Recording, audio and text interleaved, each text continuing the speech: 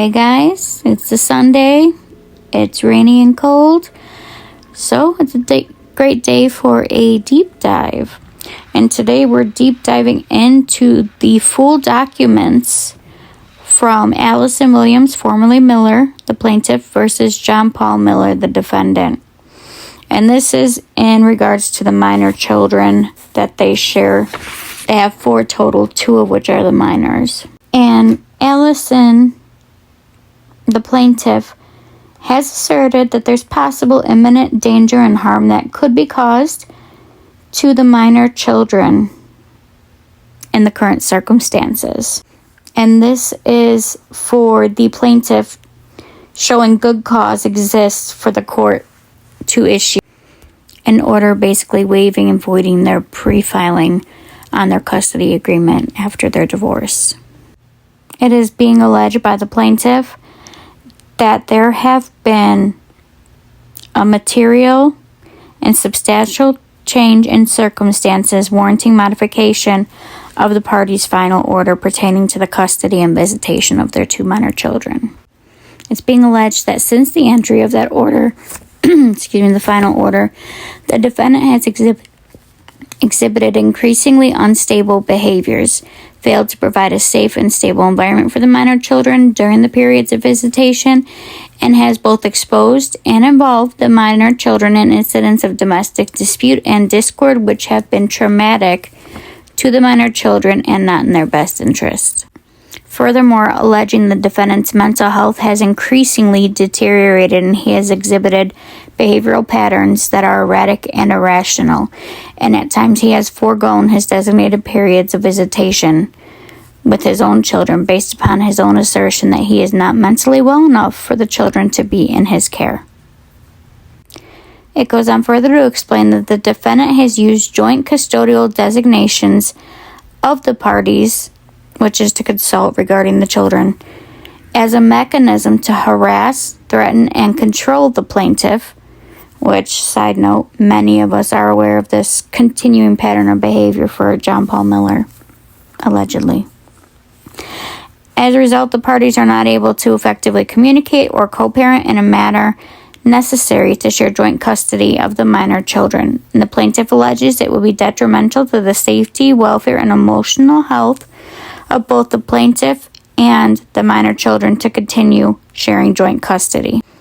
And the plaintiff here is asking the court to issue sole custody to her of the 2 minor children permanently.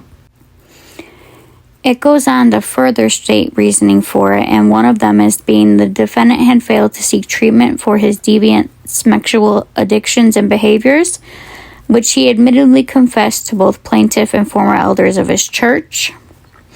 Based upon that information and belief, the defendant has continued to engage in deviant sexual behaviors and has exposed the parties' minor children to immoral and unsafe environment. That's more than enough in my opinion, but there's more. In addition to the foregoing, the defendant has exposed the minor children to his adulterous misconducts with his paramour and repeatedly involved the plaintiff and the minor children in their marital difficulties.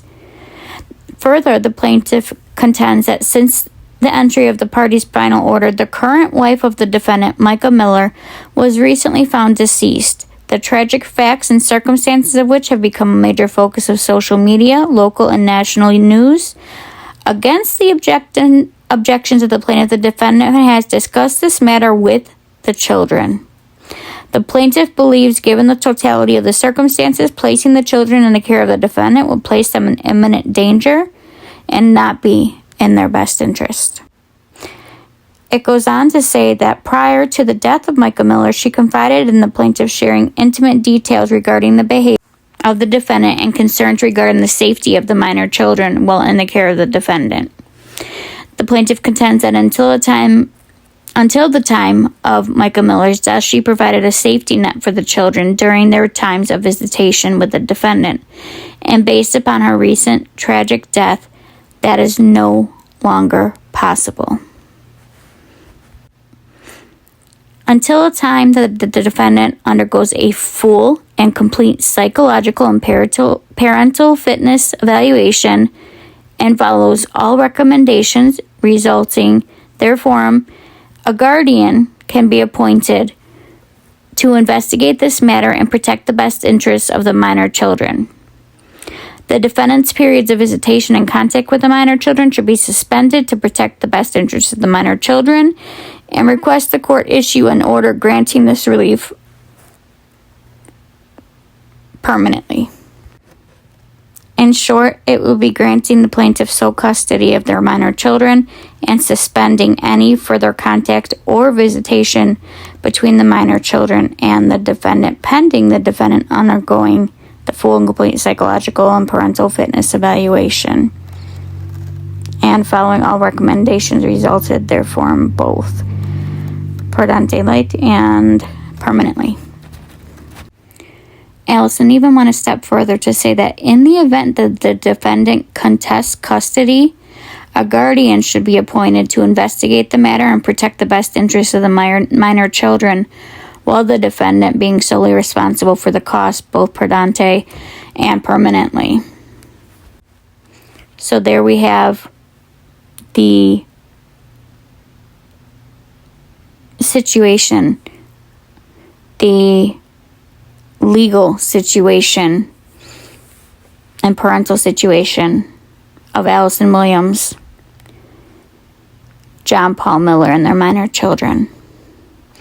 And I don't feel that what Alison is asking for is outrageous, outlandish, or even a reach. I believe that she's doing what she thinks is in the best interest of her children. And of course, this is all my own opinion. And these are off the court documents that are public record. And again, I always say never just take my word for it. It's public record. Feel free to look it up for yourself, as you should, if you have any questions. We'll go on further for the next part of the document.